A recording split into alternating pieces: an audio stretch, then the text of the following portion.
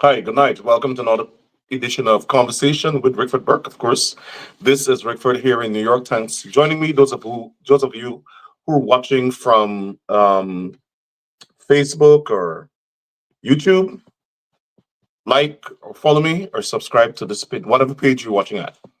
Take a minute right now and do that. Welcome to another edition of Conversation with Rickford Burke. It's snowing here in New York, just about 27 degrees, and I know it's cold, so. Um, Bundle up, those of you who have to go out to work, nurses, police officers, etc., going out to work tonight in New York. It's snowing. So good night to you in Guyana. Good night to you in the Caribbean. Good morning to you in Europe, Africa, all the rest of the world. Believe it or not, we have viewers all the way from India who watch this show. Viewers from various countries in Africa. And I thank those persons. Welcome to Guyanese, especially my two friends in the United States military, one in Germany, one in Japan, who are faithful subscribers to my pages, my social media pages, and viewers of this show. Welcome to you all, everybody. We have a very important show tonight. We're discussing some very important issues of national interest to Guyana. So buckle up, take a minute, call all your friends, neighbors, and send this link to all of your social media contacts. Let them know that the conversation with Rickford Burke is on. And my guest tonight is AFC leader Nigel Hughes. I'll be back in 60 seconds. Shittling.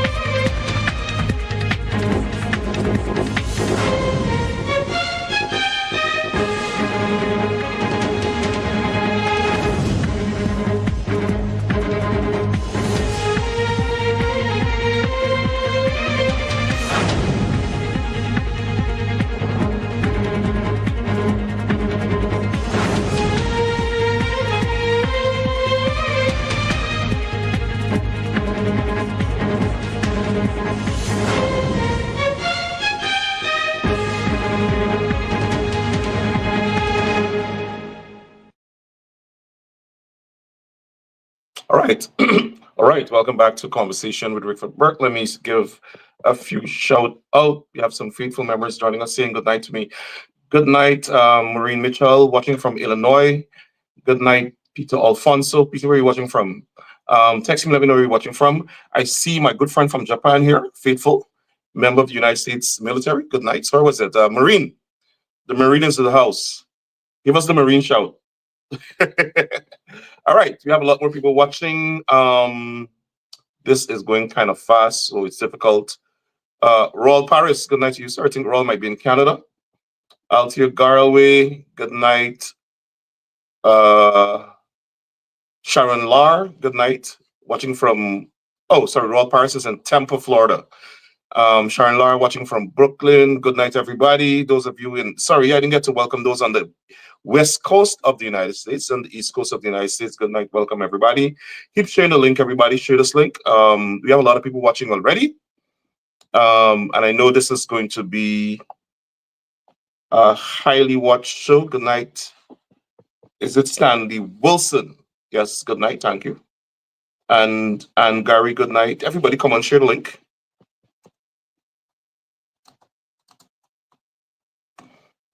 I'm already getting some questions. So Nigel, all right, you guys take. I want to remember all these questions, so you have to send it back to me. It's going to pass. All right.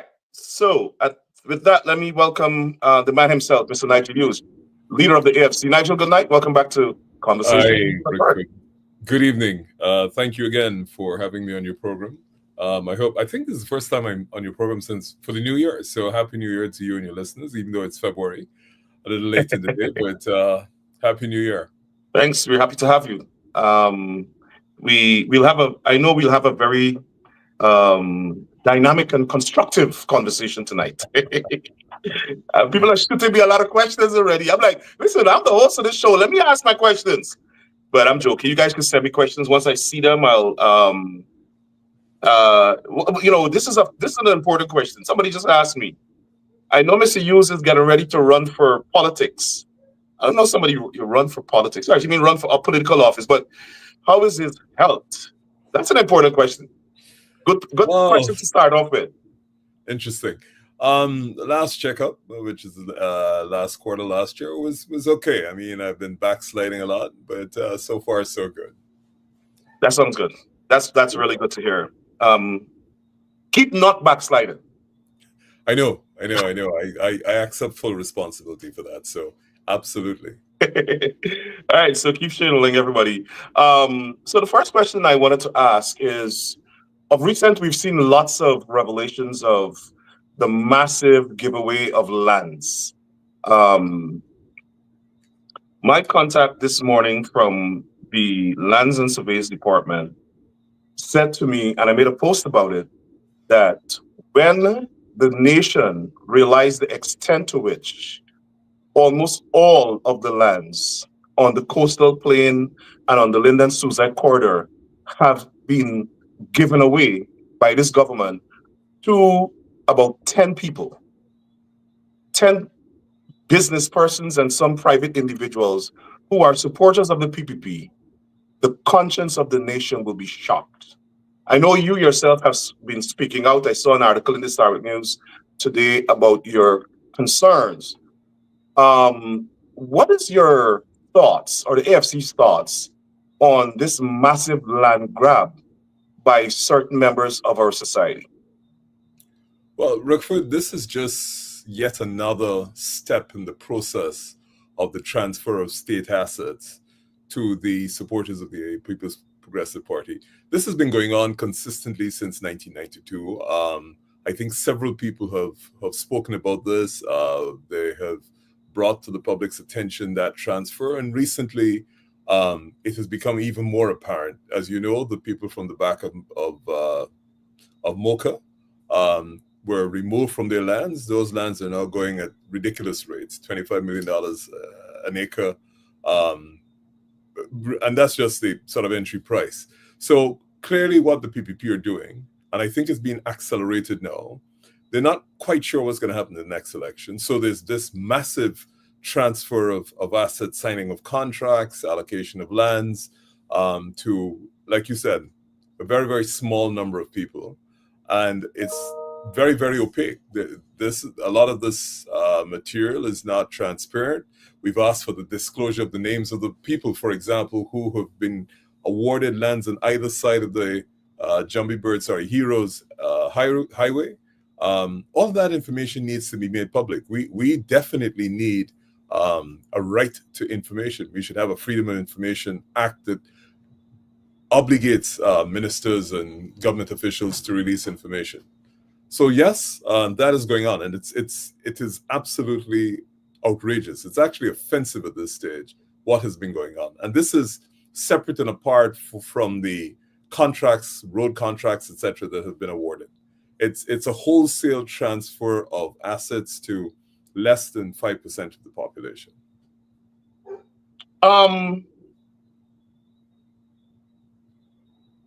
Is the AFC prepared to, if it wins either singularly or in a coalition, reverse all of those transactions, meaning take away those those lands, and distribute them honestly to Guyanese citizens who need lands?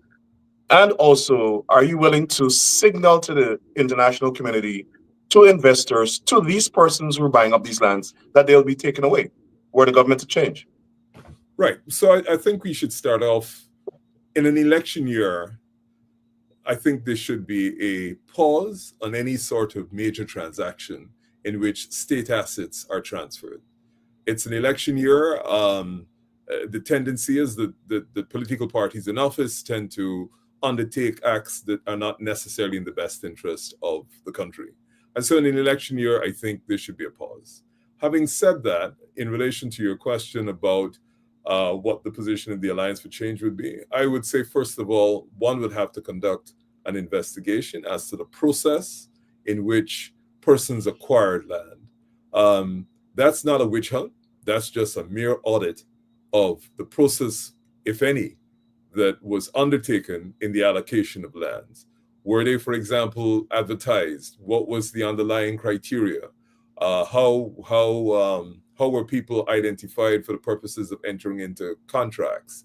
Was due diligence done on the acquisition, the funding, where the source of income was? All of that would be part of an audit. If that audit turns up significant irregularities, then we'd have to see what those irregularities are, and at that stage we would be guided by the results of the audit. What I will say is this: because Guyana is so divided, because Guyana is so ethnically separated, it's very easy to say to a professional of one ethnicity, "Oh, you're biased, therefore you can't conduct an investigation." To avoid all of that, what we have said is that we will hire the best internationally, the best forensic auditing companies internationally, to undertake specific audits in those circumstances. So at least there can be no allegation, or the reputations of the local professionals can be shielded from the, forgive me, the nastiness that tends to occupy that kind of sphere in Guyana. That was very, very loyally, and you're a skilled lawyer. So let me ask a little further. Sorry, I wasn't attempting to be Loyally. loyally. I wasn't attempting to be cute. The reality is, you just can't say that we will take away lands. That people have rights. Their rights are given to them by the Constitution. They have rights to due process. And we're not in a kingdom, even though this government behaves as if we're in a kingdom. The king doesn't wake up one morning and says, "Hey, I'm coming to take your land." There's a process. No, I understand that. Let me ask a further question. How about if 18% of Guyana's lands are occupied, about 18, less than 20%. And none of the two past governments showed any interest in opening up new lands. I mean, this government is going to argue that, we're building the Cynical City. But really, I'm talking about lands deep into past Linden and so on. They haven't opened up new lands. How about if this investigation was conducted, a commission of inquiry, whatever format it takes, and it was determined that they went through the legal process to obtain these lands, even though the lands may be undervalued in terms of the cost that they paid for them and so on. How about if they did all of that, but the inquiry determined a situation like South Africa, where 90% of the country's lands on the coastal plain and on that same Linden, Linden corridor are owned by 1% of the people, meaning 1% of the population owns almost all of the available lands in the country. What would be the policy with regard to those lands that the 1% own? Well, thanks, Rickford, for the question. The first thing is, if you have a country in which anything over 70% of the land is owned by 5 or 10% of your population, you have a real major problem. The only good thing about that statistic is it tells you exactly what the problem is. And therefore, you have to adopt policies that will address that level of inequity. And you may recall, after the AFC's conference last year when I got elected, one of the first things we said was that the country needs medium and long-term plans for economic development. And one of those plans would include, if we've said the economy, of course, one of those plans would include the distribution of the assets of the country, who owns what and how you can identify policies that redress the imbalances, and that's perhaps a gentle term, the imbalances in the distribution of wealth, the imbalances in the transfer of wealth that have taken place. That obviously has to be redressed. Now, it can't be done instantaneously. That's why you need policies that will redress that. Well, first of all, acknowledge that there is that very, very skewed ownership of land. It will acknowledge the fact if you have 5-10% owning 70% of the land, it means there must be a very large percentage of this population that is either landless or owns such a minuscule amount of land that they cannot use it as an economic asset effectively.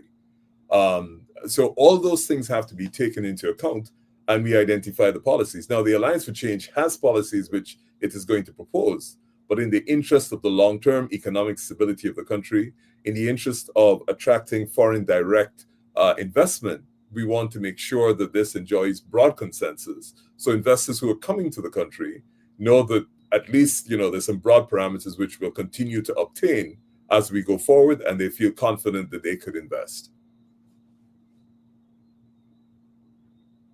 All right, thanks for that question. Next question. The government has announced that there are about 3 petroleum agreements that are to be signed. In an election year, do you think the government should go ahead and sign those agreements with those companies? And they've refused to disclose the companies in Parliament. Imagine in Parliament. This government is not even they're not even accountable to the Parliament.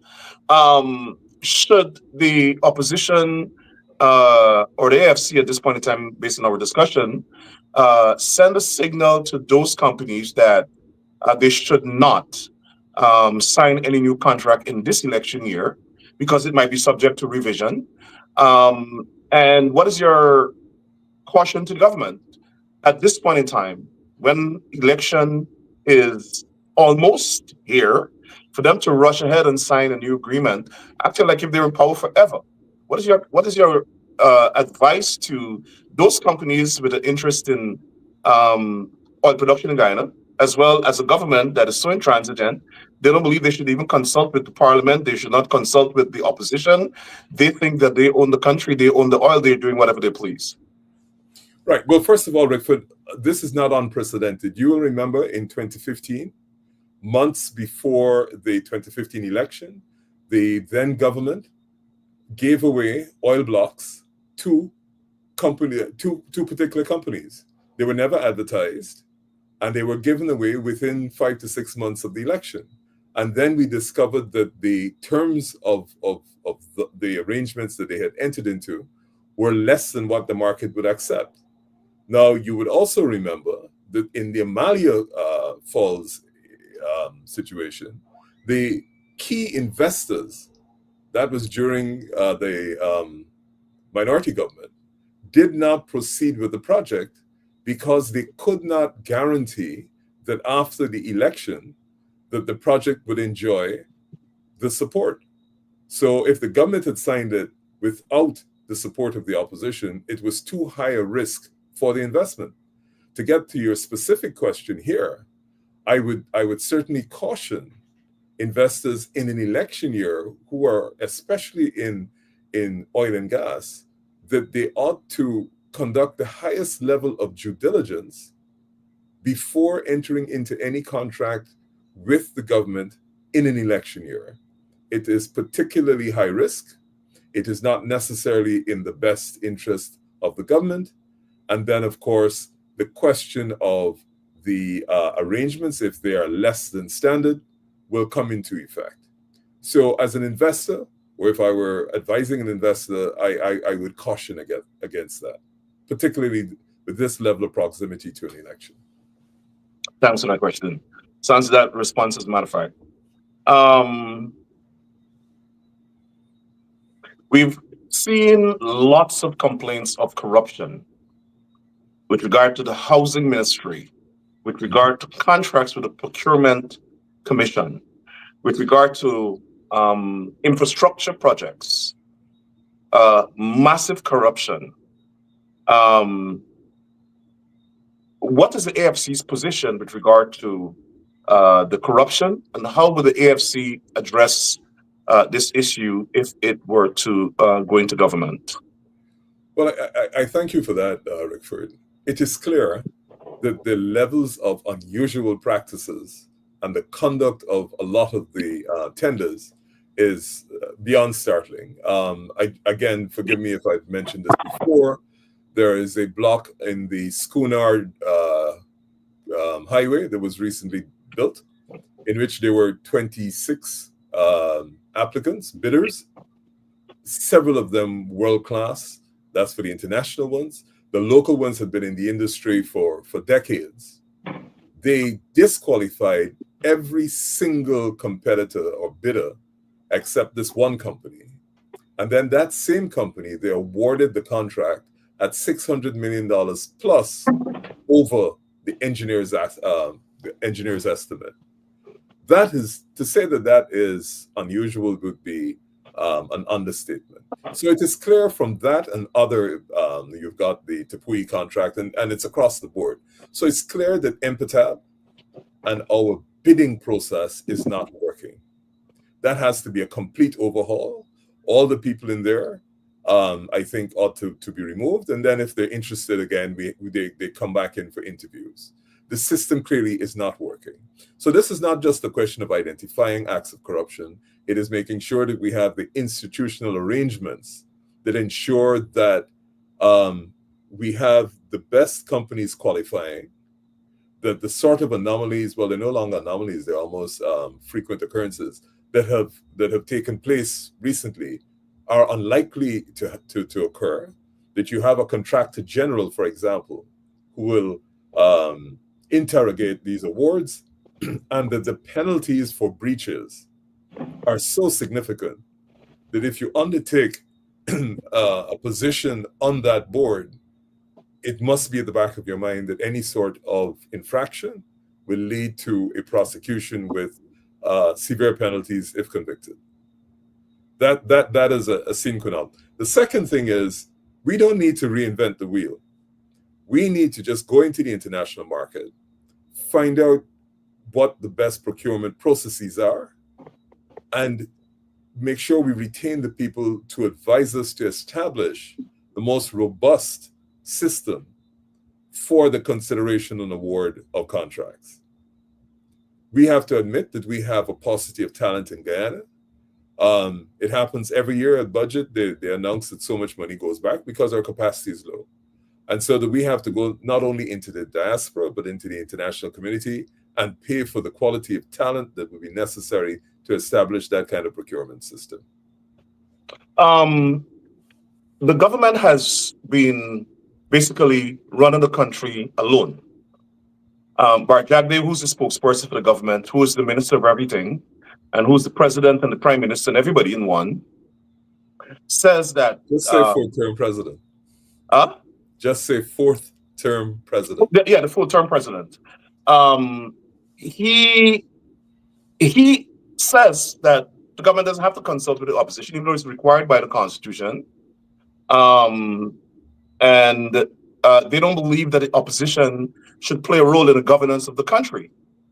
We know that's completely repugnant to our system of government, to the constitutional government. What could be done? Like, for instance, they prepared the budget. They didn't even consult the opposition. There know the certain sector. The only probably committee in Parliament that is functioning is probably the Public Accounts Committee. The Sectorial Committee not functioning. Committee on Foreign Affairs not functioning. They're not. Natural Resources. Natural Resources not functioning. Not even the Commission. Do you think it's time for us to pressure the government to obey the Constitution? Second, make this requirement an actual provision of the Constitution, meaning in the constitutional reform process. I think you're on the Commission. If the Commission ever gets down to doing work and that report goes to Parliament for action, do you think this is something now we need to enshrine in the Constitution, that the government must do certain things to include the opposition in the governance of the country? as originally envisioned by the framers of the Constitution? The short answer to that, Rickford, is yes. And I have been advocating, and we have been advocating for constitutional change. You cannot have a multi-ethnic society like ours where the winner takes 100% of the power. Let's start at that very basic rudimentary level. That cannot continue. A country which has been consistently divided like Guyana from independence and even before independence, you cannot possibly have a governance system that says, because I win more votes than you, even if I haven't got a majority, I'm entitled to rule the country with all the power. So that's the first problem. So that has to change. Two, you cannot have in a society like this a provision which prevents you from collating after the election. The best thing about election results is that you actually get from the population who they think should govern the country and in the proportions in which they think the country should be governed. So you can't deny the people or the political representatives of the people the opportunity to collate after. The third thing is, if we accept that we are a multi-ethnic country, if we accept that we have been consistently divided, that we have consistently voted on the basis of race and preference, then we should say that, look, especially in a situation where we have several ethnicities, that we must have the broadest possible coalition of forces in government. So what you do there is say that in order for the president to be identified, he must enjoy 60% of the votes in the National Assembly or the Parliament, because then you know for sure it's not going to be just a particular sector of the society. You force all the political parties to have to come to negotiate and agree upon a policy or a series of policies that will bring benefits to several of the ethnicities and all the people in the country. And then you have to agree on a president who will enjoy the support of at least 60% of the people in the National Assembly. So that would be my immediate reaction to that question in relation to what we can do prior to the next election. But it's evident that the vice president, the president, and the ministers of government have all said that they do not pay heed to what the opposition says, does, or advocates. They've also demonstrated by their conduct that they're not interested. And therefore, they are perhaps attempting to provoke a non-parliamentary confrontation. That is a provocation that I think one ought to avoid. I think the world is clear about what goes on in the country. We've seen it in the transfer of assets. We've seen it in the policies that favor particular supporters of a particular political party. And the question then becomes, especially with this proximity to a national election, what is the course of action that you take? One of them, of course, is to go to court. The problem with the legal system in Guyana is it takes an awfully long time. And again, very unfairly for most of the judges, is that if the judges come from a particular ethnic group, if the decision goes either against that ethnic group, they're accused of betrayal. If it goes in favor, the other side says it's biased. So they're in a particularly difficult position. We also live in a society in which we don't release data. We can't even get the census, the most basic. We're gonna come to that. Yeah, I mean that's basic. That's like ABC kindergarten. We can't even get a census that is now 2.5 years overdue. The census has basic information. This is not complicated. You're trying to calculate futures. Not available. And the government thinks it's okay and it's acceptable. I think what we've discovered is that the only way the government reacts is to international pressure. And persons like yourself, again, allow me to commend you for bringing these matters to the public. The good work that you have done and other people have overseas have done to bring these matters to the fore, and that they have called on their political representatives. We've called in international communities with which Guyana enjoys friendly relations, to see the benefit of what we're saying, but also to bring to bear pressure on the government. Because if they don't do these things, we know what the consequences are likely to be. You mentioned the judicial system. The U.S. country report on Guyana for 2023 outlined what they call corruption in the judiciary.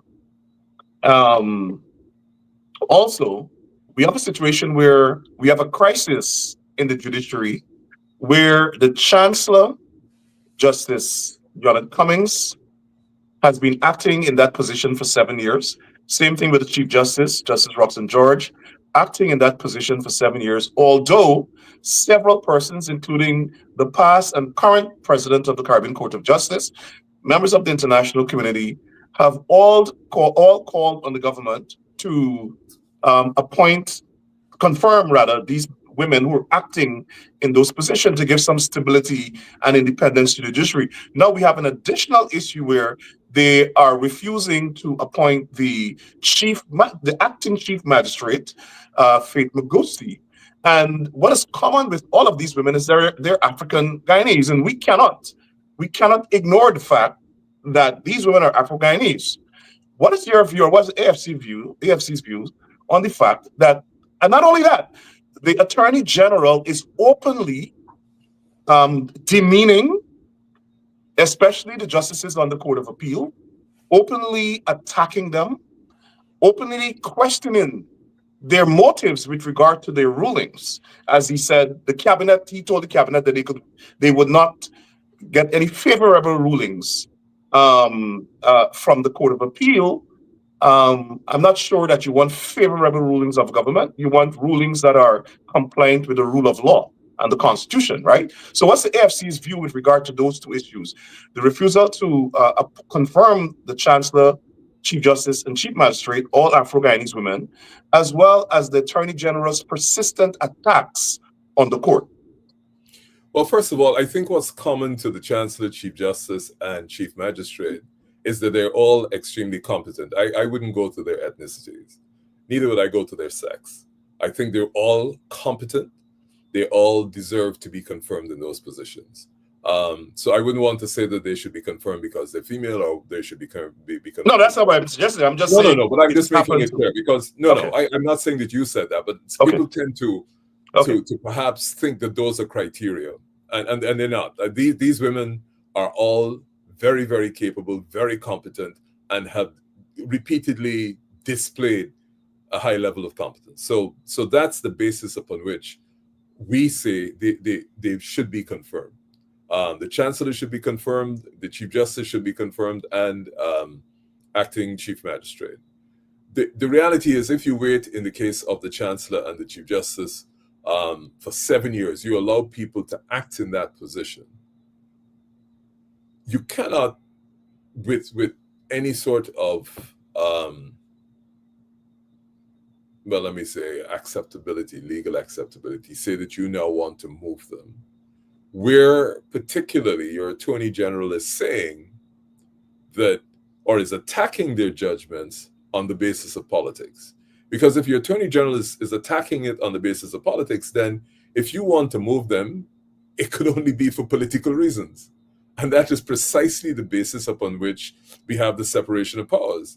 That's why you have a judiciary that is separate from the legislature, that is separate from the executive.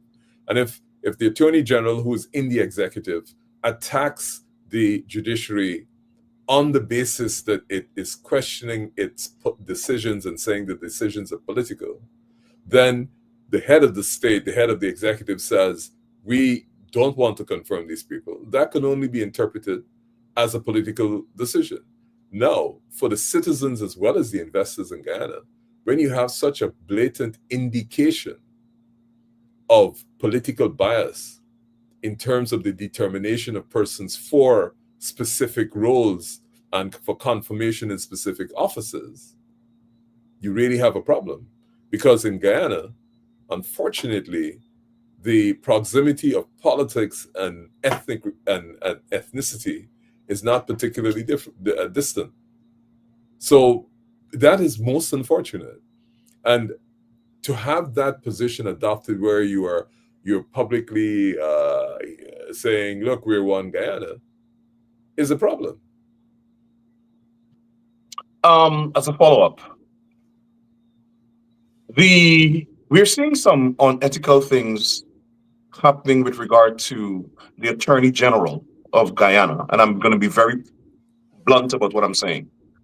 Recently, we saw where the Attorney General wrote the United States government to file a complaint with purely made up lies about myself, Melly Mel.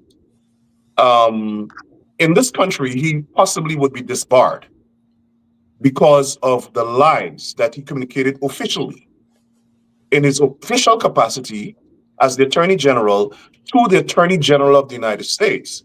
And they're all made up lies. With regard to Melly Mel, we don't know who else.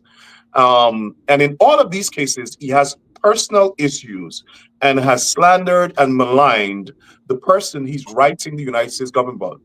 If the coalition government were to go into power, would they commission the AFC by itself or in a coalition, would they commission an inquiry to find out the level of dishonesty with which this government has conducted its international affairs and potentially to prosecute anybody who would have, in the name of the people of Guyana, lied to the international community in an attempt to invoke legal or criminal action internationally against people like myself?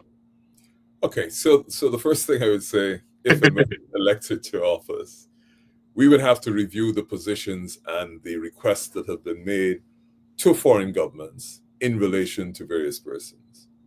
If upon an examination of those actions that have been taken in the name of the state, we find that there have been unorthodox requests and particularly pernicious actions that are born out of perhaps malice or political bias, we will certainly, first of all, indicate to the foreign governments to whom those requests have been made that we would like to withdraw them. That's the first thing.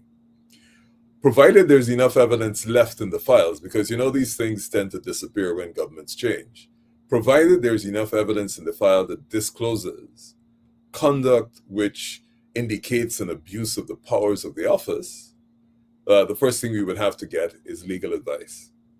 We would want to seek both domestic and international legal advice on those activities which might be disclosed by what we find in the file.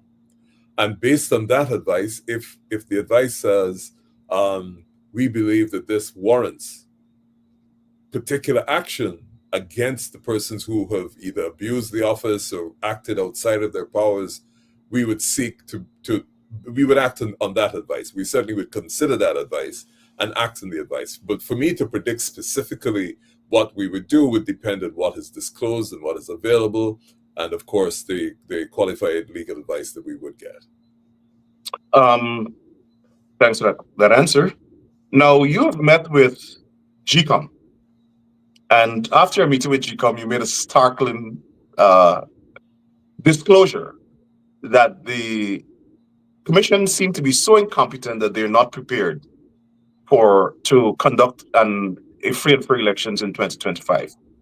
And also, GECOM has said that they can't implement biometrics because they won't be ready, which speaks to their incompetence.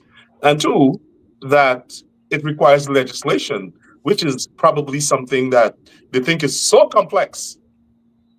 When we've had cases where the government has brought legislation and, bypass all the parliamentary rules and pass it one time.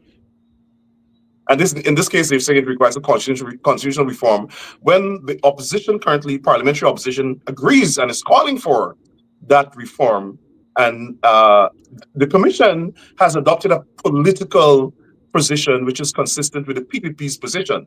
They're not saying, well, biometrics is a good thing, which is something that is used all over the world. The most secure elections are elections in which biometrics are used, right? How can an elections commission say we can't have secure elections, right? And why we can't have secure elections is because it requires a constitutional amendment. That part is not the business of the commission. The commission is to advise and conduct elections. So all the commission has to do is say, okay, we agree that we need biometrics. It enhances the safety of the elections. What is required to enact this is we need the constitution changed. And then the political parties in parliament will have to either vote on the recommendations of the elections commission, well, they have to vote on it, and then they vote for or against it. But it is not it shouldn't be the responsibility of an elections commission to make such political decisions. So is GECOM a part of the PPP? Did you find that? And do you have confidence in GECOM and the chairman, which seem to be bewitching the politics of the nation right now on behalf of the PPP? I'm sorry, I take that back. Could you answer the question? You mean with all those assumptions built into it? Yeah. let me start off by saying the way the Electoral Commission is established, it's not an independent body. You have 3 commissioners appointed by the government, 3 commissioners appointed by the opposition, and there's this one single person who sits in the chair. So it's not an electoral or boundary commission like you have in other countries, which is almost entirely staffed by independent people. So that's the first thing. Secondly, it was the most surreal meeting that I've ever attended in my life when we went to that GECOM meeting 2 weeks ago. I hope we've written to GECOM asking them to release the audio-video recording. They can't say that it is confidential because we have no confidences with them. We went to them as a political party. And I would invite you and the members of the public just to listen to that, whatever it is, hour and a half, or extracts of it, and you will realize what happened. So just to give you a snippet of what happened, of the complete and total disarray that takes place there. We had a team of about 7 who attended that meeting, and the entire GECOM was there. Some were online, and they had 2 government commissioners present. On one issue, let's deal with the Asha Kissoon issue. The legal officer, we raised with them that the legal officer had specifically said that Asha Kissoon ought not to have been in Parliament, and that the reason that she was there was an error of GECOM. He said so at a public press conference. One commission immediately jumped up and said, I don't agree with that position. That is not the position of the commission. And I have raised several times in this commission the fact that we should publicly say that is not the position of GECOM. Another commission says to him that's incorrect. I agree that the position of the commission is that articulated by the legal officer. And then we asked the chairman, did you take any action, including notifying the Speaker of the National Assembly, that GECOM had made an error and that Asha Kissoon was not supposed to sit in the National Assembly? So she says, I asked my commissioners and they said nothing. They did not give me a mandate. Well, all hell broke loose after that. All hell broke loose. The commissioners literally said she's lying. One, the government's one said, that's not so. We had meetings on XYZ. The opposition commissioners came in and said that is completely an inaccuracy. You had a commission. We had a lot of decisions here. We had lots of discussions here. So here you have the chairman of the commission saying that she got no mandate from her commission, and the commission contradicting her almost unanimously, but for different reasons, that what she said on that point is incorrect. Now, this is the same body that is going to be responsible for managing the election. The second thing that blew me away, or blew all of us away, is we asked about the contract for the CEO. The chair says, I extended it for 3 years. One commissioner says, how you mean you extended it? When did this happen? You yourself, when I raised it, said it is on the agenda to come up later in the week. And she says, well, I extended it. So he was like, but it's on the agenda to come up. You said that you would bring it to the commission. So here you have the chair of the commission going behind the back of the commission, extending the contract for the most important executive officer for 3 years after she had put it on the agenda to be discussed. Do you understand the Does she have the legal authority to do that? before we even get to legal authority, Rickford, do you understand the level of subterfuge where the chair says to her commission, it's on the agenda to come up later in the week, and having placed it on the agenda, she goes behind the back of the commission and extends the CEO's contract for 3 years. Now, how can you rely on anything that comes out of a commission where the items are on the agenda and the leader, the chair of that commission, goes behind the commission and acts contrary to matters that have to be discussed upon which a decision is to be made in the future? It is completely, I think if anybody had any doubt about the competency of GECOM, of GECOM to hold credible elections, that recording, whenever it is released, will completely shatter. Did anyone from the AFC record the meeting, just in case GECOM refuses to release the tape? I will, like you saying, the Americans plead the fifth. Let me just say that we have evidence that supports everything that we have said. And would you be willing to, at some point in time, release that evidence? Well, we have given the commission an opportunity to release it first, because we asked the commission specifically before we left if it was being recorded. It was on Zoom, and the commission said yes. We said, can we get a recording? And they said, Rohi, particularly Commissioner Rohi, said, well, let us discuss it.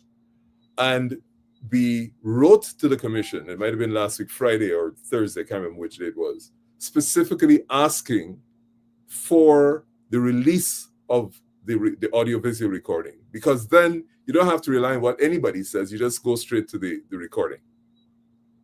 But we want to give them the opportunity to do that. Secondly, on biometrics, Ghana, with a population of 31 million people, 16 million voters, conducted biometric registration in 2.5 months. 2.5 months, 16 million people, biometrics conducted, including fingerprints. The other thing I want to say about biometrics is this. There's a bit of a confusion here. A lot of people are talking about biometrics as a prerequisite, as a condition to voting. That's one aspect of biometrics. And the other aspect is biometrics for the purpose of verifying the integrity of the results. And we're saying if you can't do the first one because it may not be legally permissible at the moment, and I'll come back to that, then the second one ought to be done. So in other words, if Rickford Burke goes to the polling station and they ask for his fingerprints and he gives them, they are received and recorded. If he refuses to give them, that's fine. He can still go to vote if there are other means of identification, visual identification, ID card, what have you. What it means is that when GECOM announces the results, we can say 335 persons gave their fingerprints, and we can verify that they did not vote more than once. There was no multiple voting. The difference between if 400,000 voted, that difference we know did not present biometrics. So at least we have some basis upon which we can begin to examine whatever results GECOM gives. You will remember, and I think it was the 2011 election, that the chief executive officer, Mr. Boudou, was going to declare a seat in favor of the People's Progressive Party, which belonged to the Alliance for Change. Now, all the problems, we said this to GECOM ad nauseum. The problem with every single election from 92 is that it has never been accepted by the party that is supposedly on the losing side. And the reason it's the cause of all those problems have been laid at the doorstep of GECOM employees, not anywhere else. Mr. Mingo, who they love to vilify. In the last election, Mr. Mingo was a GECOM employee. He wasn't a PNC representative. He was a GECOM employee. If you go back to the elections before, the problems are with GECOM. They can't seek to absolve themselves by saying, oh, whatever. The only reason people are saying that Mr. Mingo is PNC is because he's black. Exactly. He should come out and say that. We believe Mingo is PNC because he's black. Mingo was a GECOM employee. And I guess you're not implying that Mingo did something wrong. You just no, I'm not an saying analysis. Mingo did anything wrong, but I'm saying Right. on their allegations. Right. On their allegations. But that's what happens. And we're saying, look, your systems are wrong. So the next question we ask them, have you as an organization conducted any review of the way in which you conducted the 2020 election? You're not going to believe this, Rickford. You're not going to believe this. They didn't try to hide or dodge or say maybe. They said no. And then I said once.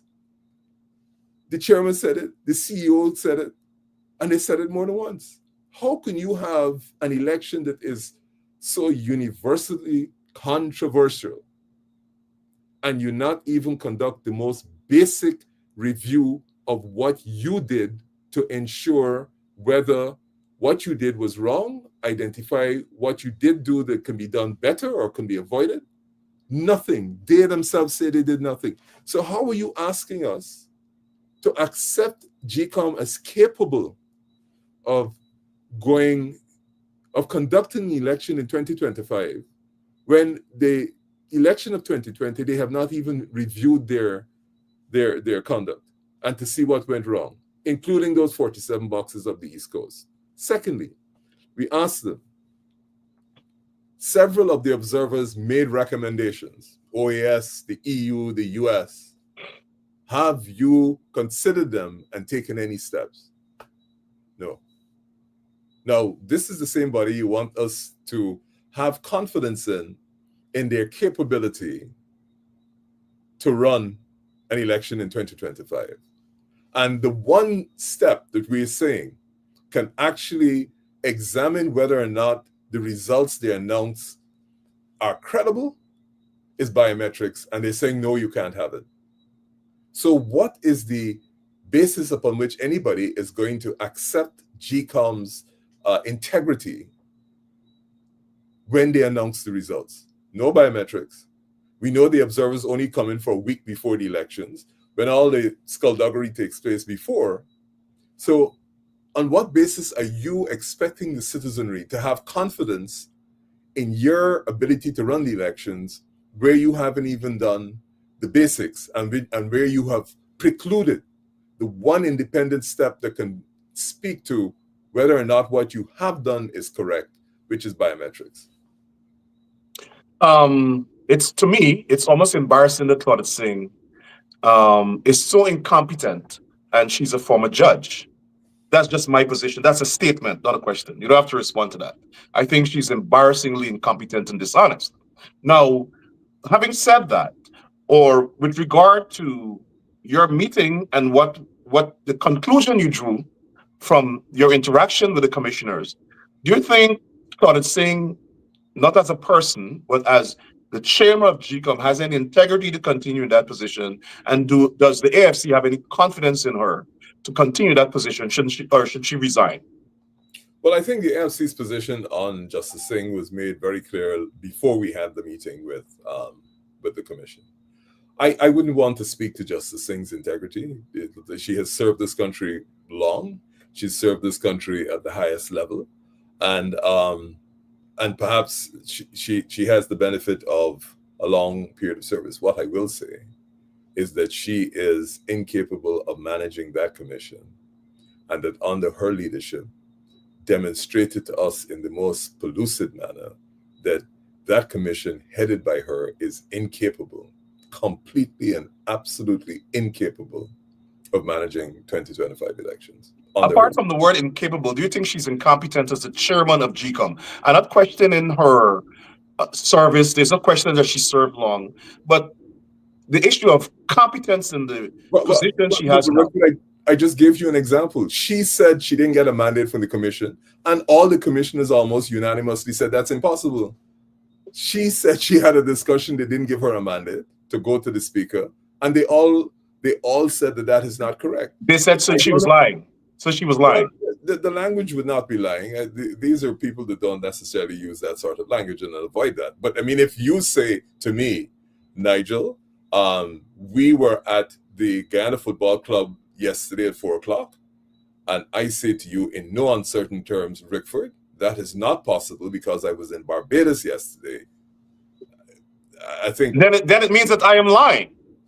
But that's the language you prefer to use. I just gave you the example. I Okay. mean, you want to say that you're mendacious? Yes, perhaps.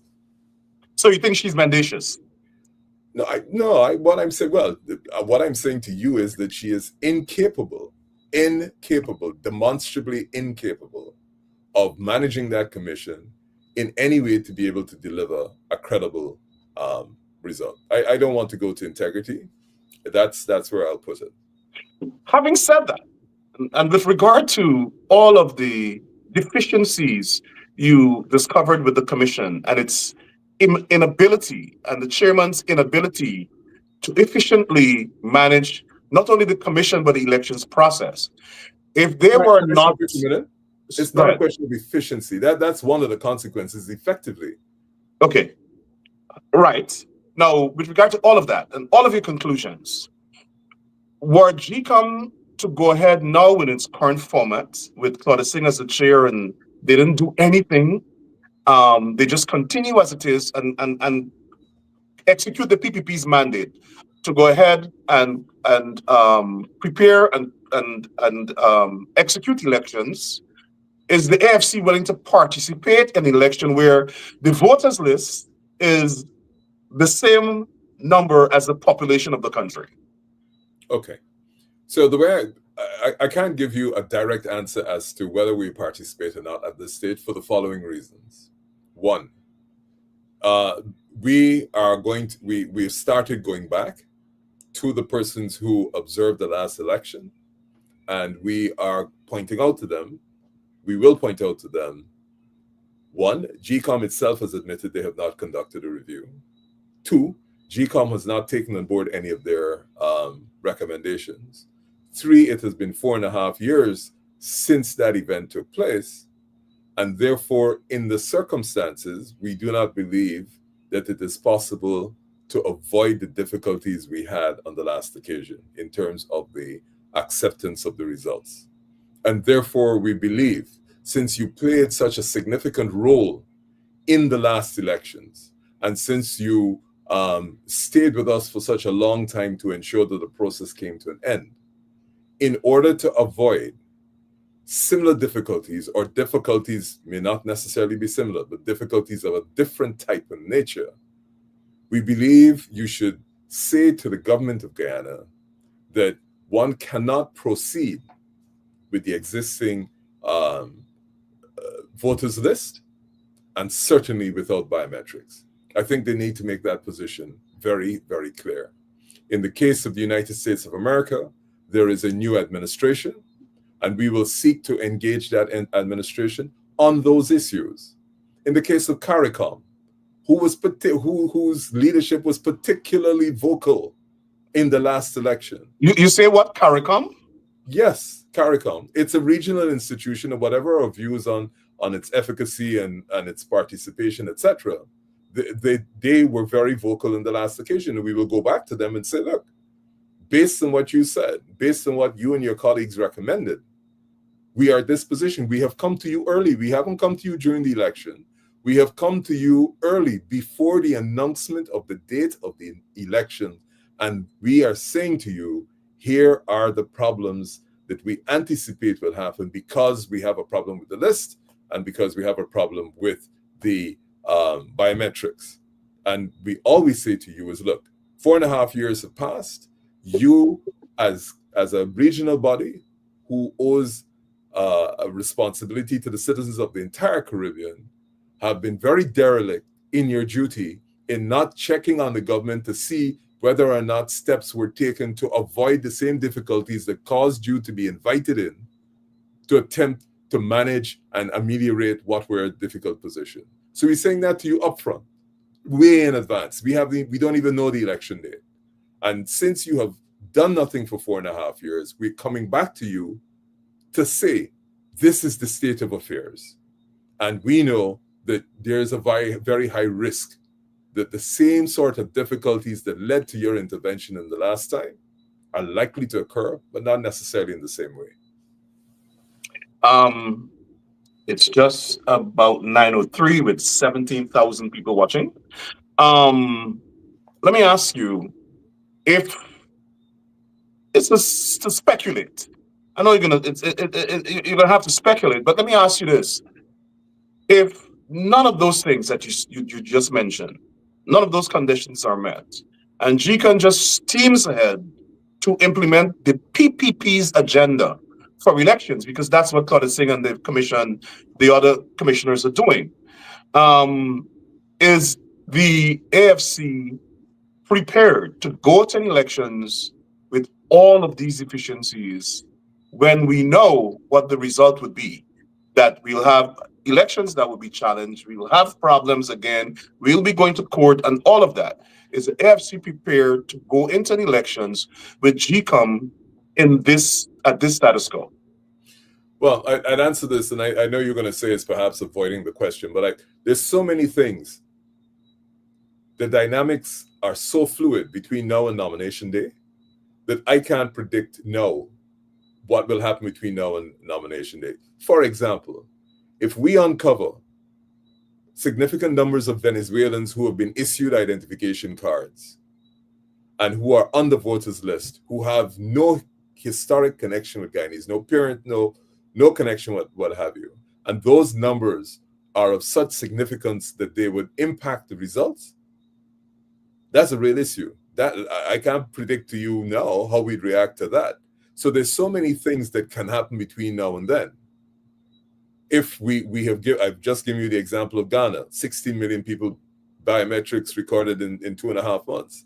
If we continue to present evidence like that to the chair of GECOM, who said that she agrees that biometrics are possible. She said that. All she said is that she doesn't believe it can happen within the time before this election. If we demonstrate to her that it is possible to have biometrics, to have that process completed well in advance of the announcement of the date of election, can you please review your position? Well, we'd be very interested to hear what she said, because she hinged her objection to biometrics not on its legality, but on the time frame within which it could be done. She made the PPP's argument. But let me ask the reason why I've tempted to stray away from the PPP's argument, I think it's the principle. In Guyana, we should deal with the principle. And the principle is you can have biometrics in the time. Whether the PPP are against it or not is secondary to me. The question is, for our country, for our citizens, where we have had problems persistently with elections, we want all the methodologies that will allow us to have confidence in results. Agreed. Now, let me. This is the point I want to get at. She's the chairman of the Elections Commission. The Constitution gives the Elections Commission power over the president's determination when elections should be called. In other words, if the president says, I want to call elections, and the Elections Commission says, well, we're not ready for the elections, the Elections Commission can change that or advise the president differently. And based on my interpretation of the Constitution, the president has to go with what the Elections Commission says. Now, this is my thing. How can she credibly say it's possible, but the time frame? What time frame? GECOM shouldn't be working with a time frame. GECOM should be working with whatever it's practical to have efficient and free and fair elections. Isn't that true? So if GECOM determines, or GECOM should not consider a time frame when it comes to implementing biometrics, given the history of all the controversies we've had with elections. So if the commission decides, okay, biometrics is the way to go, why in the world are they considering time frame? Shouldn't they consider, okay, let's get the equipment, let's bring in the international experts, let's implement a legal framework, let's recommend to Parliament a legal framework for this, and this is what the commission has recommended. Isn't that the role of the commission? I certainly agree with you that the commission should have conducted due diligence and found out what the reasonable time is for biometrics, and that's their role. Secondly, one of the things we said to them is cameras in the polling station, not to see how you vote, but to see the number of people that turned up. So if the box at the end of the day has 300 people voting, but the cameras only show 200 people coming in, whatever the result in there, you got a problem. Right. And we said, look, cameras are not very difficult to put in all the polling stations throughout the country. I'm sure the international community, not that we lack funds, would be willing to assist in this process. That's another independent means of verifying the integrity of the elections. Right. They said, yeah, maybe it's not possible. They haven't discussed. How could you not discuss this? And this was raised a long time ago. But the short answer to your question is, of course, GECOM can and ought to advise the president and the executive about the fact that they can have biometrics. They've checked to see what the time frame is to conduct it, and that it is possible. And advise the governments. This is the thing. And the other thing is registration. It bothers me the way GECOM functions.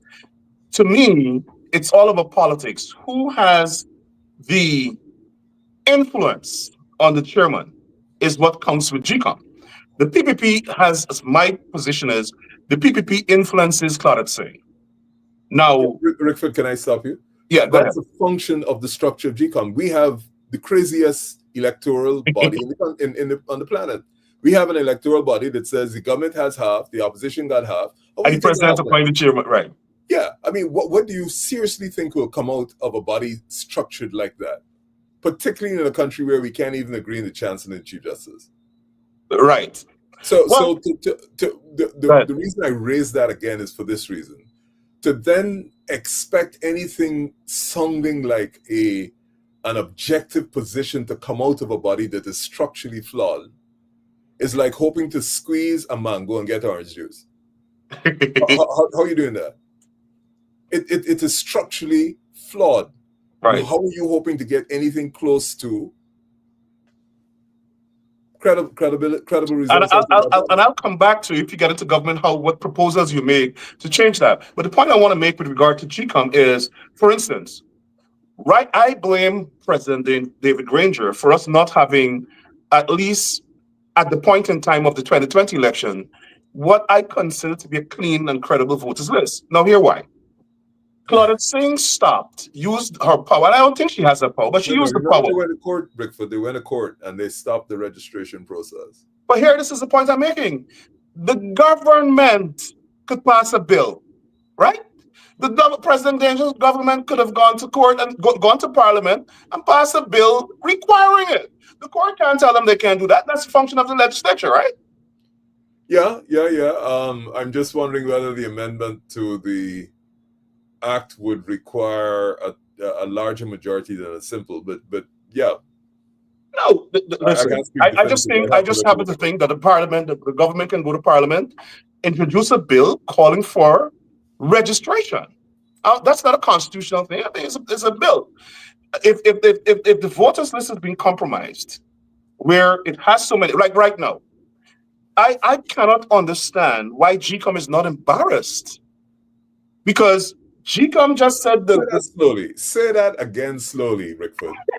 I want to know how come GECOM is not embarrassed. I want you to process what you have just said. You mean they're beyond the capacity to be embarrassed? I just told you what went on in GECOM. How you can ask if GECOM is not embarrassed?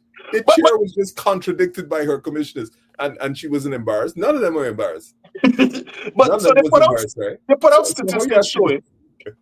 Yeah. They put out statistics showing the country has 718,000 voters. 718,000 voters. Now, whether we want to agree with what our sources in the Stats Bureau is saying, which is that the population has dropped to 712,000 or not, we know the population prior to the 2022 census was below 800,000. We know we have a school population of 250,000, which is below the age of 18. How can GECOM credibly put out some nonsense like that? Okay, so if you go through the censuses, if there's such a term, we know what the population was in 2012. Right. We know what it was in 2002, and we know what the trends were for migration. Right. We absolutely know what the trends were for migration. So unless there was something drastically different that happened between 2012 and 2022 that either arrested that level of migration or there was some change, we can literally project what's going to happen.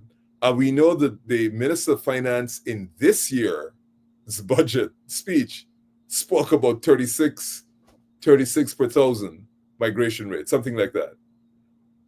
That's in the budget presentation. So if you have those trends and you have that admission by the minister with responsibility for finance, then you can't end up with a population of 800 something thousand. It would mean there would have had to have been a reversal of all those trends. And those trends would mean there'd have to be a reversal of migration and several other things. So I don't see how, we ended up with that number. Now, let's say they decide to go into election. I'm not going to ask you to televise your disclose your strategies, but let's say they decide to go into election with this cockamamie number of 780,000 voters on the voters list, which is a joke. What legal steps can be taken to stop them from using that voters list? I suppose before we get to legal steps, a fair deal of work would have to be done on scientifically. So you need to have the statisticians to come in and explain in a compelling way why it is not possible. Two, we'd have to conduct a very serious audit on the list of electors to see whether or not it's accurate. And then there's a particularly troubling piece of legislation that they introduced in 2022, which changed residency to address. And what the address means is if Rickford Burke lives at 25 5th Street, Albertown, you don't have to go and check and see if Rickford Burke lives there, You just have to go and see if 25 5th Street, Albertown exists. That's what they changed the law to say. So it's no longer residency. You go and you check to see whether the address exists, lives at that address. It's just whether the address exists. It goes to their intent. Of course, that's their intent. They don't want to verify the people it's in court right now. But that's one of the changes that took place. So what happens if you live in a community that doesn't have lot numbers? What happens if you live in Philippi or you live in Chinawing? And you got no lot numbers. So but that's the intent. The intent is that you can't verify the people that they create on the voters list. Rickford Burke puts down his address as Chinawing. You didn't even need to travel to Chinawing because Chinawing exists. It's on the map. Exactly. It's on the map. There we go. That's where we are, my friend. All right. Let's move. We have 15 minutes more. Let's move on. We have an assistant commissioner of police on the investigation for alleged money laundering and some other financial crimes. Without speaking to the innocent or guilt of Mr. Calvin Brutus, what we saw unfold is a set of abuses, and I think you referred to one today, where they have him charged. He's currently in the magistrate court. At the same time, the Police Service Commission, which is not fully constituted, appointed a tribunal.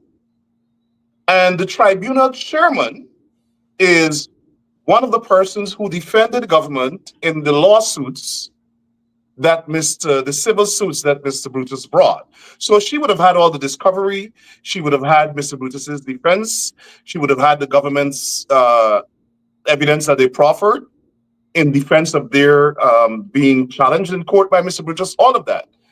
And I think fundamental fairness dictates that somebody like that should not turn around and investigate Mr. Brutus. Then you have an attorney who offered to defend him. He didn't retain him, and then he is now at the counsel to the commission and all of that. Don't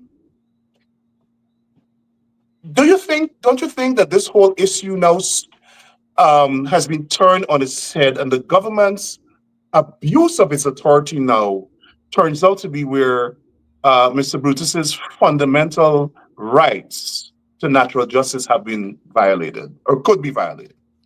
Well, I think Mr. Brutus has actually initiated legal proceedings alleging that those rights have been violated, and it would be inappropriate for me to comment on them. What I would say is that this entire affair has been so poorly handled by the law enforcement agencies, and the manner in which they seem to be pursuing Mr. Brutus suggests that this is a little bit more than a prosecution of a criminal allegation, but this has been escalated to some sort of intent to really persecute him. But I want to be very careful because there's so many legal actions taking place. In relation to the two examples you gave, in relation to one lawyer offering his service, if all he did is offer his service and there was no discussion or no exchange of information or instructions passed, then I don't think there's the issue of privilege arises. So if I call you up and say, Rickford, hey, I am willing to defend you, and you say, hey, Nigel, hey, sorry, I got a team, you haven't shared any information with me, so quote unquote privilege. That's a completely different thing from ethical conduct. Having called you up and you rejected me, but I could run to the other side. That may be permissible, but it's ethically challenged. In relation to the other attorney who advised the Attorney General in active legal proceedings in which Mr. Brutus had taken the state to court, I think that person is in a more difficult position because clearly the state would have briefed that person and shared with that person information which would have caused that person to perhaps even give a legal opinion, which means that person has already arrived at a legal position in relation to Mr. Brutus. And therefore, having arrived at the position in relation to Mr. Brutus in terms of an opinion, and particularly where that opinion was followed with litigation, it means that opinion probably recommended litigation. Or so a person who would have arrived at an opinion and offered that opinion and documented it ought not then to sit in judgment of the person for whom they have already arrived at a position. And I'm not saying that they're incapable of disabusing their minds. It just ought not to be there. It's the appearance of justice. Exactly. How about the fact that he's currently in criminal proceedings, which are sub judice before the magistrate court, and simultaneously they're conducting this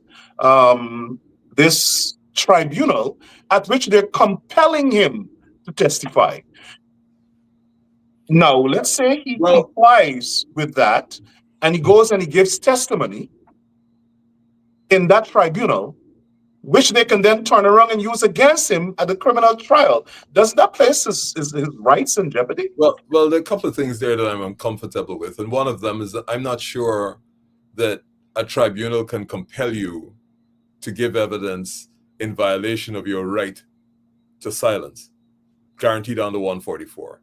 So I'm not sure that any commissioner that is established can actually cause you to have to surrender your protected constitutional right under 144. So I'm dubious as to whether a commission can actually compel him to give evidence. The second point is this: you can't conduct proceedings with the hope of arriving at a position which may adversely impact a citizen. So he has to make the decision at some stage or the other whether or not he wants to defend the proceedings, and then use whatever he uses as his defense in that tribunal's proceeding in the criminal case. That is effectively removing his right to silence and presumption of innocence. Exactly. In the magistrate's court. Yeah, right. and I'm sure his lawyers probably have advised him to challenge that, because no citizen should be put in that position. Exactly. And the police force now, I've never seen anything like this. Now you have a sergeant who basically is alleging that she was kidnapped or she was against her will taken to the commission and is being compelled, allegedly, to lie to the commission. This whole thing is a mess. Well, you've there's so many assumptions there. You said she's kidnapped. I don't know the facts. I don't know the circumstances. So I'm not sure that I would necessarily. Well, I'm using kidnapped, but she implied that she was taken there against her will. If she is saying that she was compelled to attend the hearing, depending on the powers vested in the commission, some commissions have the power to compel witnesses to attend. The court has the power to compel witnesses to attend. What is compel in this context? What is the legal definition of you're compel? A compellable witness. Let me start. If we go all the way back to competent or compellable witness, you are compellable in a criminal trial if you were in a position to observe, let's say, a crime, and you're refusing to attend court. What you can't say to the court, I don't feel like coming, or I'm not coming. The court has the power to compel you to attend, and in the event of your refusal to attend, the court has coercive powers to bring you there. The problem with that is, having been brought there, what is the quality of the your testimony likely to give? So you say, I don't remember, I can't remember, and that's perhaps why a lot of tribunals don't use that power, but it doesn't mean they don't have it. They definitely have the power to compel you to attend. And so if that tribunal is vested with the same powers of a judge in terms of ensuring that witnesses turn up, yes, they have the power to ensure that the person gets there. I'm not sure what will happen and what weight they would put on the testimony of a witness who clearly is reluctant, but they certainly have the power to compel you to attend. Okay, moving on.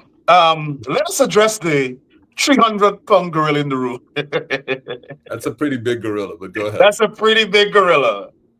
Is the AFC,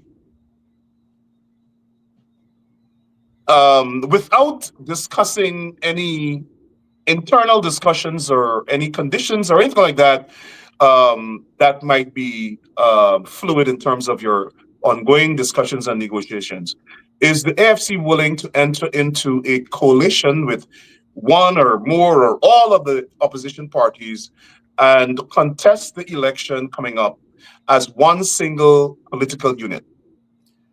Rickford, again, people miss some obvious signs. And the obvious sign is, if we have entered into an agreement to have a two-phase process leading up to the possibility that there may be a coalition, clearly we must be of the opinion and have arrived at the opinion that there could be a coalition.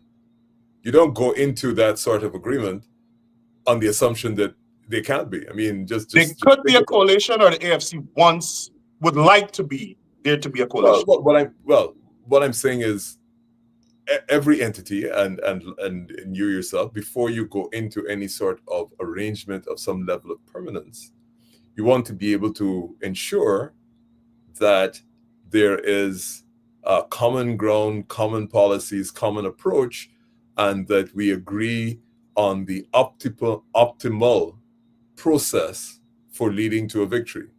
That's, you're dating somebody, you get engaged, but you just don't date them and get married. So you get engaged, and if it don't work out during the engagement, then you don't get married. But you don't wait until the marriage day to say, boy, I should have thought about this or thought about that.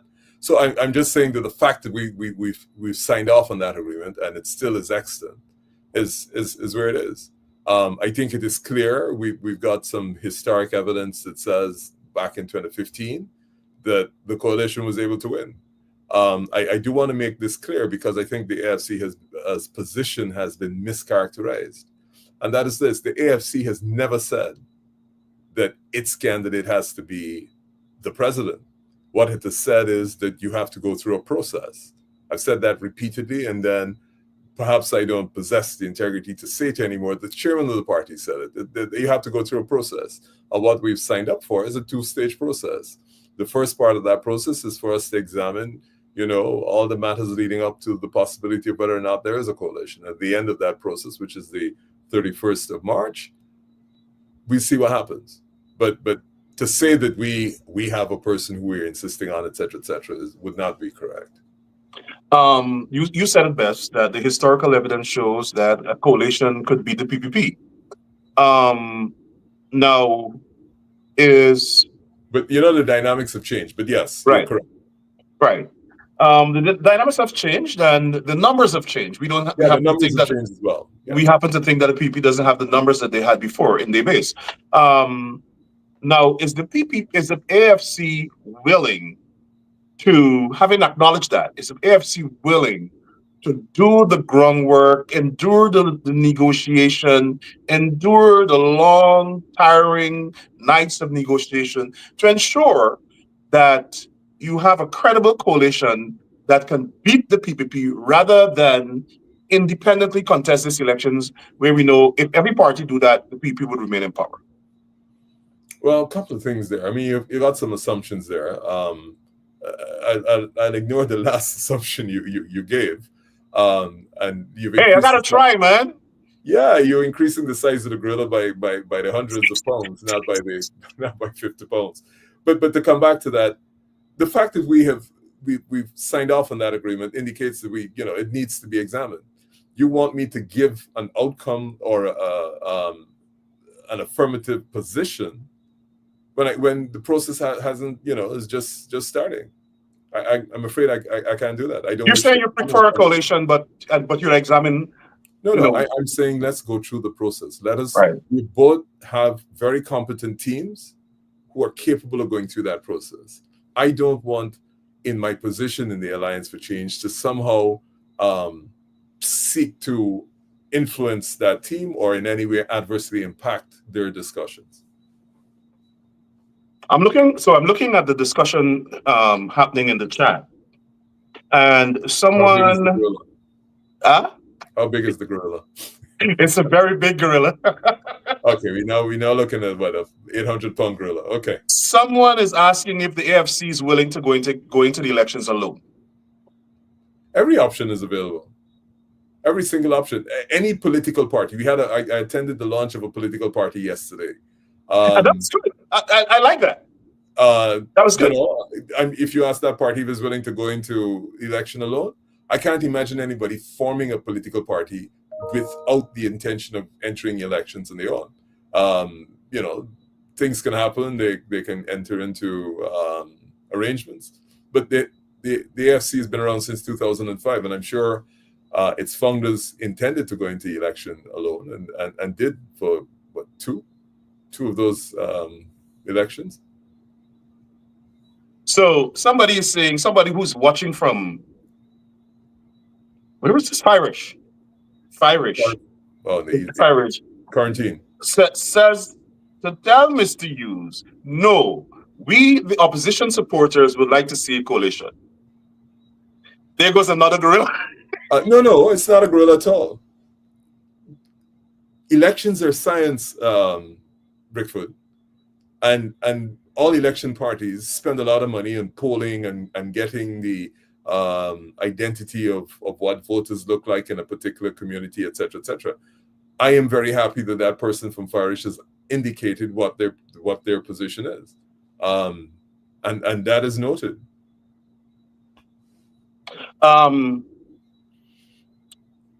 Let's move on.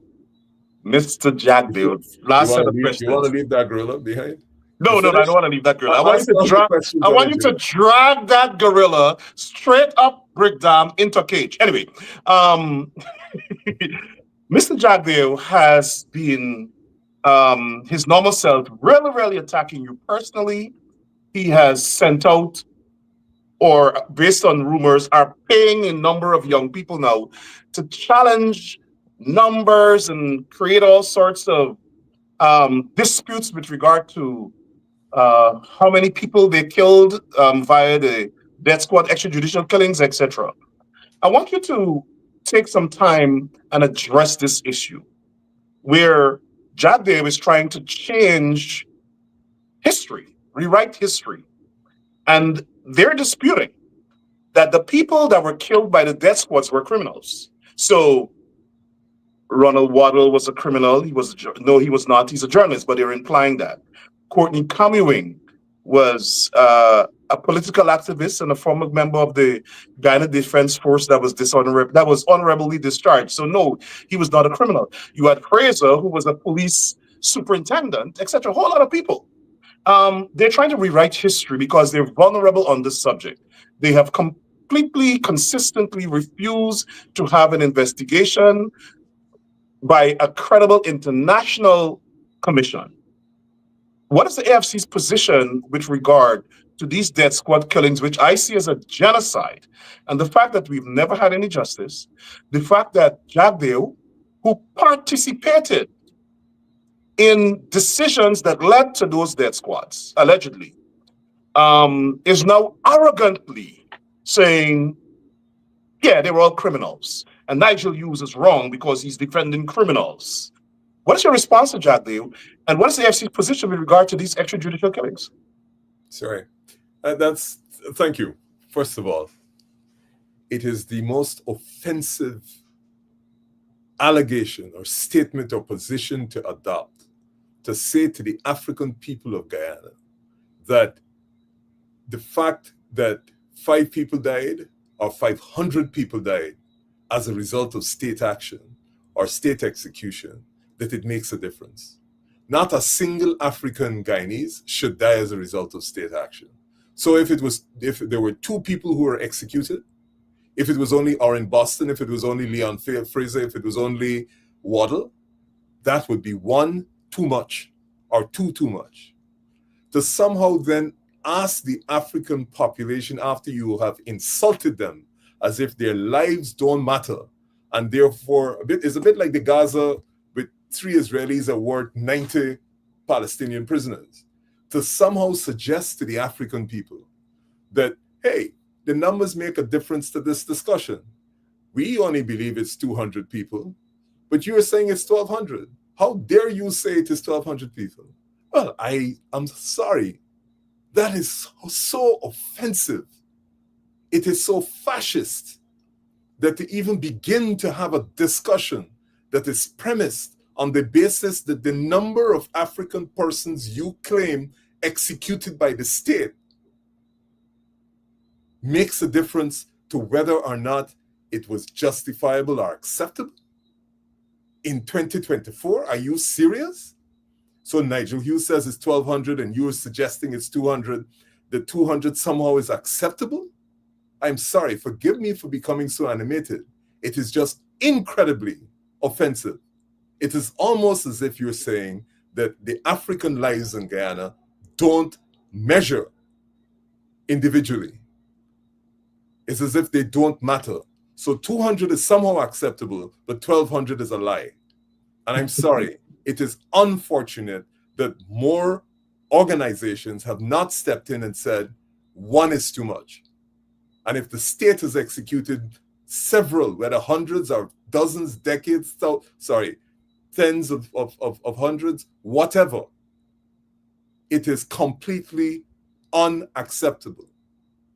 And we should never allow anything looking like an argument that justifies or is based on numbers to happen. So what you want to say? If they had killed 500 indigenous people, it was somehow acceptable? Or that if they only killed 10 Chinese people, it was unacceptable? That is a preposterous position to take. And that's why the Alliance for Change has said, let us not get into an argument about the numbers of African people who have been executed by the state. Let us call a credible international commission of inquiry to find out why they were executed, how they were executed, and as in that process, they will say exactly how many were executed. And if at that stage you want to say, hey, 200 and not 1,200, and therefore it was acceptable for 200 because that somehow will not lead to ethnic tension, but 1,200 will lead to ethnic tension, is a preposterous position to take. And to believe that a graduate of a university, our university in Guyana, will somehow suggest that the fact that someone has said 1,200 when it is 200 will lead to ethnic difficulties is to say that it's somehow acceptable for the African people to lose 200 people slaughtered by the state as a basis for saying it's okay. We have to really and truly call it out for what it is. That is the most offensive, racist position that one can even begin to think. Imagine if I got up and said, it is okay that 200 Indian people got killed when Mr. Jagdeo said it was 1,200. Really? That's Not a what single they're Indian saying. person should be killed. That's Not a Jagdeo's single position. Indian person should be executed. And that is the basis upon which our common humanity and our common position in Guyana should start.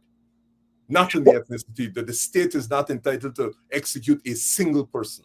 None, irrespective of their ethnicity or race. What do you make of the fact that President Granger is the one who said that based on the numbers he got from the state apparatus, it was 1,400? And the fact that last government did not, even if it was 4, that last government did not do an investigation. The PPP is now willing to do an investigation. If the AFC goes into power in whatever format, will the AFC now commit that there will be a serious international credible investigation into Absolutely. And I want to make this point. The fact that the coalition didn't have an investigation or commission inquiry is not a basis for saying that you cannot have an inquiry now. What are you saying? Somehow all of our hands tied because of what happened before? You remember Mr. Jagdeo in July last year said that he didn't think that cash grant made any sense? And somehow he then came back and said from 200 to 100, and then now it was going to be a one-off, and now it's multiple. Well, seriously, only Mr. Jagdeo can change his mind. The fact that the coalition government did not hold a commission of inquiry is not the basis why the Alliance for Change in 2025 cannot commit to holding it. Or the PPP now cannot. Or the PPP now. Well, we know the PPP does not want to hold it. The question is, if we value the lives of our citizens, then we must demonstrate it as a state. And we must do those things that are necessary. And if unpleasant as we may anticipate the results to be, we have to face it with courage. Absolutely. What do you make of the fact that Jagdeo kind of, in a dismissive way, trades off something? So he's like, okay, if you all want to have an investigation into the death squad killings, then let us have an investigation into the massacres. As if we don't want one. I mean, no. Kinds of trade. Go ahead. Let me make this very clear. Sorry to cut you. We need an investigation into the massacres. We need an investigation into Lusignan. We need an investigation into Bartica. We need an investigation into Lindo Creek. The country needs to heal. Into Sashsaw killing? Sashsaw killing. We need those investigations. And I'm sorry, this suggestion that somehow somebody owns one investigation and doesn't own it is ridiculous. We need all of them. What I will say on Lusignan, I wasn't in Bartica, is that the PPP attacks me for defending the people they accused. But here's the story. That was a mixed jury of included several Indian people, because I suppose their argument is that Indian people got slaughtered by black people. Right. Completely mixed jury. They had the most intensive police investigation. But here is what happens in a normal society. If the jury have said to you that these persons are not guilty, then you need to go find the people who probably did it. In that case, there was a police officer, lead investigator, saying that a confidential witness that he had under his care and control, he said he was God to that person. In that trial, they had a witness who confessed to 32 murders who was not charged for one. The jury obviously took that into account and said, how the hell you got a man here who said he was responsible for killing 32 people and he's never been charged, and you want to bring him as a star witness? Come on. he would be better than 500 dozen canaries. He would sing. You would have a complete chorus in all of the trees. And that's precisely what the jury did.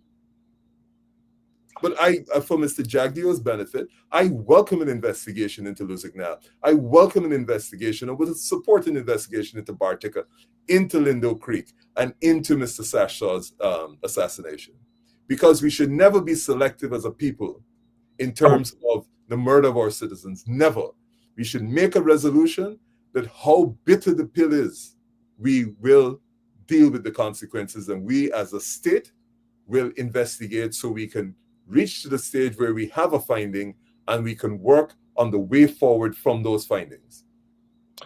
Mr. Jagdeo has been accusing you of tampering with evidence during this same time, and he has said, and he has his minions claiming that you even defended some of the people who allegedly conducted some of the extrajudicial killings. What's your response to him? Defended people who committed extrajudicial killings? That's what he said, yes. You mean, and they said he accused you of removing... Extrajudicial normally means state people killing citizens. Is that what he said? Because I haven't defended any people for the state who were killing people. Well, in this case, remember, Jagdeo deputized criminals and made them state agents. So maybe that's what he's talking about. The Roger Can gang types. Right. Okay. So two things. I don't think I've defended Roger Can, but that's irrelevant to Or maybe he's talking about Dharmalal because you also defended Dharmalal. Two things, Rickford. I am and was a lawyer. You walk through my door, I don't play God. I don't judge you. You didn't come to me as a priest to make confessions and then vest in me some authority to speak to you about how you're going to reform your life. That's not my role. You come to me as a lawyer. And when you come to hire me, you come to hire me to help you out of whatever difficulties you're in. Different from civil work. So in my capacity as a legal officer, I say to you, tell me what you know. I receive those instructions, and then I decide on a strategy. It's up to what the state accuses you of. And if the state doesn't accuse you of X, Y, and Z, it's not my position to arrive at any sort of judgment. And so that has been my professional career. Brian Hamilton, which is the one in which he says I removed the tape, Brian Hamilton is a relative of mine. And it is purely coincidental how I ended up going there. And I didn't remove any tape. So this is, as you've given me the opportunity. Brian Hamilton is married to my brother's wife's sister. Both families are extremely close and remain close up to today. My brother was in Berbice when the information early that morning came that Brian had been shot. He said, Nigel, I cannot go to where they live. I don't want to disclose where that is. Can you go for me until I can get down from Berbice? I went to that location, and Mr. Hamilton, Brian's father, if you've ever seen a grown man in pieces, he was all over the place crying. He couldn't control himself. He says, Nigel, they have killed my son. Mr. Hamilton made his living. His family before owned the gas station, grew up in Buxton, lived nowhere else. And he wanted to find out who killed his son. You will remember in those days, you couldn't go to Buxton. The police couldn't go into Buxton. The GDF were the people who were providing law and order in Buxton. I took him to Buxton. I didn't even know where his camera is. He went to the video recording machine in the presence of police officers. Before I got there, I called Mr. Trim, who was the crime chief at the time, or the deputy crime chief. I said, Mr. Trim, Mr. Hamilton is in the car with me. We're going to Buxton. You say, you're sure you want to take that risk? I said, yes, we're going. I said, Mr. Hamilton wants to see the tape. He wants to see who killed his son. Mr. Trim's exact words to me was, we know who killed Brian. We went up, Mr. Hamilton took the tape out of the recording system. And he said, I want to get it copied. The officer there had already been called. Mr. Hamilton took that tape. Before we left the station, a GDF senior officer called me and says, Nigel, we know you got the tape. We want a copy of the tape, but we don't want the police to know that we getting a copy of the tape. I said, no problem. The tape was copied. The GDF came, collected the tape, and I personally took that tape back to CID. We went on the Friday. The sentry said that Mr. Trim was not there. I went back Saturday morning myself to carry it. And the sentry said he was not there. Knowing the police, as the way I know them, I figured if I left it with the sentry and he misplaced it, you would have heard that Nigel Hughes ducked the tape. I kept it. I called Mr. Trim. I said, look, I'm here. He says, well, okay, come back Monday morning. And Monday morning, I went back and put it in his hand. The tape, the GDF had a copy of the tape within an hour of Mr. Hamilton receiving it. Thanks for that clarification. We talked about Jack there here. I mean, I don't want to share family business. Brian Hamilton's only child was like a daughter to me. Up to now, she lives overseas, thank God. This is like a daughter. The family is close. His wife, Brian Hamilton's wife, when they started to attack me, said, she called me up in tears. She says, Nigel, I am willing to go public and say exactly what happened. I said, no, you don't need to do that. This is not your headache. So those are the facts. And for full disclosure, Brian Hamilton was a very good friend of mine too. The police knew who killed him because when they killed, his call name was Big Batty. When they killed him 2 weeks later, they themselves said the man that shot and killed Brian Hamilton is now dead. Everybody in the police station that morning saw who the person was that walked into the room and shot and killed Brian Hamilton. Every single one of them. All of them were scared. The supervisor that day, the GDF had to come, take him home, pack up his personal belongings, and moved him out of Buxton.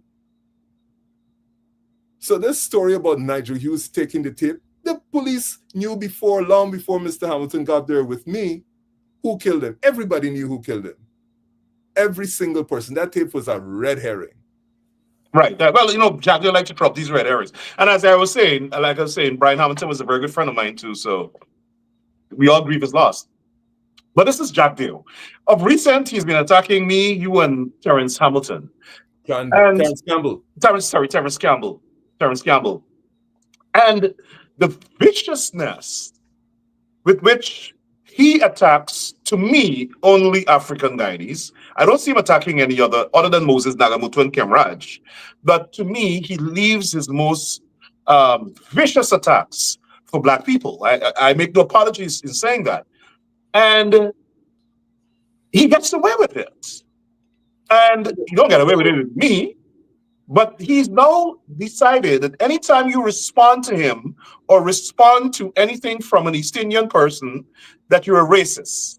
What's your response? Because he's calling you a racist now. Yeah, but you know, this is standard conduct, and it's not new conduct. From where I sit, that's always been the position of that individual. That's how he behaves. That's the way he I like that individual. Go ahead. That's the way he communicates. He thinks that's effective communication. He speaks to his base in those terms.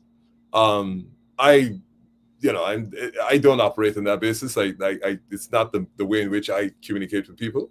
And so I prefer not to pay attention to it. He can continue to say what he wants to say.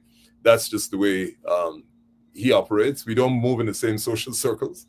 And that's how he operates. Are you saying he moves in a trench and you? I'm joking. Last question, and if this, I should have asked you this before, but last question. I happen to think, and I've been discussing this with law professors and so on here, the doctrine, the constitutional doctrine that gave rise to the provision where the chancellor and the chief justice are appointed, I think it's a bad arrangement, it politicizes it, are appointed by the president with the consent of the opposition leader. Mm-hmm. The fact that the provision has that provision with the consent of the opposition leader, don't you think the intent of that provision is to, at all times, whether you want to appoint or whether you want to appoint to act, that the doctrine is that anyone performing those duties, whether via acting appointment or actual confirmation, should get the consent of the opposition leader. I just happen to think that that's the intent of the provision. I would prefer to have the benefit of further research on that in relation to acting. I am not sure that and this is just at first blush without giving it more mature thought. I'm not sure that the consent applies to acting. What I will say is that in this case, they were acting when the government changed. And if you had a difficulty with them, that was the time to say, I'm sorry, I prefer to have somebody else act.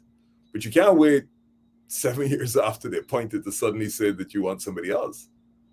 I mean, that in and of itself speaks volumes to the reason why you're doing it. Should we change the constitution to allow those appointments to get consent from the parliament? Well, the consent from the parliament will only with respect make sense if you don't have all the executive power vested in the president. But you take some away. No. Well, let me put it this way. Because the way this thing is structured with a one-seat majority, you can pass any legislation other than serious constitutional changes. No, then you put a provision of 2/3, like you haven't in Trinidad, some positions are 2/3 majority. Right. So the two issues there. One is who nominates, and then two, whether the National Assembly accepts and confirms. The US, in terms of interrogation of persons for positions, probably has the best system, which is that you consider the applicants. There is a public and private in-camera hearing, and you can decide.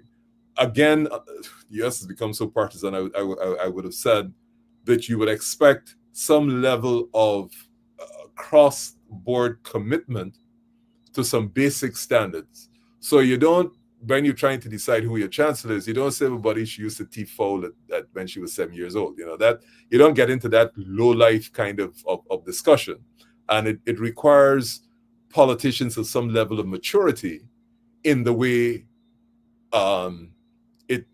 it take that sort of. Well, you can either in the amendment, in the constitutional amendment, you can either lay out the context of questioning and then give a threshold for the passage of the approval. Like you can say, I don't know if you can lay out the question, and you see, unfortunately, our society, the context, the areas, the parameters, you probably do that. You see, our society, unfortunately, is so rudimentary and so basic. It's a hell of an admission. I've lived here my entire life, so I mean, I don't have a justification. I'm not coming from a position of somebody who hasn't lived there. I've lived through this, so I believe I can say this. And I would have hoped that there are a couple of things that we, across the political divide, would have agreed. One is that in important institutions like the judiciary and the head of the judiciary, that we have our best and brightest. And therefore, the process to lead to identify the best and brightest is clear. Two, that we agree across the board a certain level of civility in the way in which we approve this process. Because if this process becomes mired in political competition, the best and brightest who are judges or who are considering that position will not want to have themselves offered for the position, simply because it is just too indecent. The way in which people will start to attack you, they make allegations that are not correct, and the sort of microscope that goes through your life. You will have an excellent judge sitting down there, but that person is just not going to make themselves available. And so we then have to decide as a country what we have to change to make sure we get the better and best qualified people in those positions, whether judiciary or wherever else.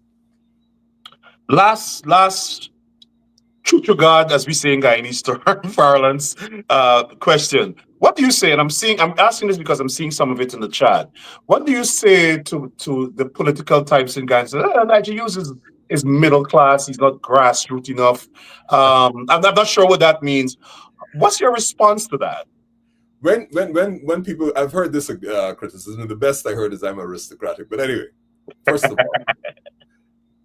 that is really an attack on my parents, It's not an attack on me. I didn't make myself middle class. I didn't make how I was born. I didn't make where my parents were in the social standing when they're born. My father, lawyer, my mother, historian, they got together, they got married, they made me. I was lucky I came out first. What do you want me to do? You want me to apologize for having been born to those parents? So when I hear people say that, I'm not quite sure what they But how expect can you me be middle to do. class when you represent the poor? No. And The other thing I was downtrodden. coming to is this. Mhm. The station in which you're born, it is what you do in that position, to me, that counts. It is what you do with what good fortune has given you. So you become a lawyer, you've done whatever it is. I don't want to self-promote in terms of saying what I have done, but that's the basis upon which I say, if you're going to look at me politically and say that I'm middle class, I have no control where I was born. What I would ask you to do is that in your examination, as hostile and as critical as it may be, look at what it is that was done by me or anybody else that you want to say is middle class. And so if you're hoping that I will apologize for having been born middle class, that's not going to happen. I can't apologize to my parents. How am I going to do that?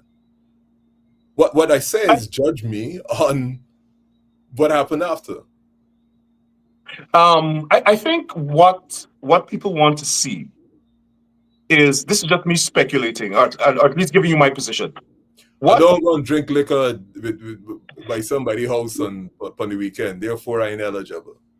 That's really what you want to say. That's a little touchy subject there. But no, I didn't say anywhere. I did not say anywhere. Right. When one says, well, I don't hang with the boys in the weekend, No, I think what I think, and I'm seeing, I'm going off what I see in the chat. I'm going to surmise it to say that I guess they want to see a little more involvement on the ground. Like somebody just say, Nigel, why don't you go and picket? I just saw that. I was on the picket. I picketed GECOM the same day Aubrey Norton picketed GECOM. Right. Well, they probably want to see you more. And say on Facebook, hey, I picketed GECOM. Maybe that's it.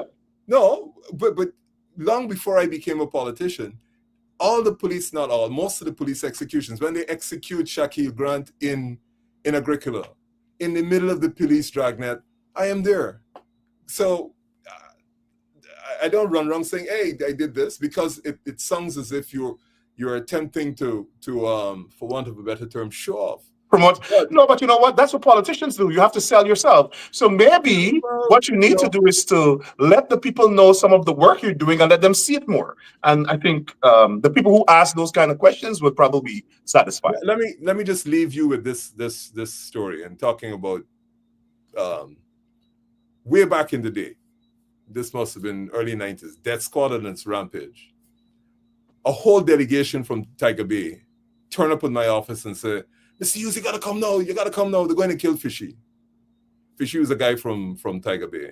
They're going to kill Fishy. I said, who? Death Squad.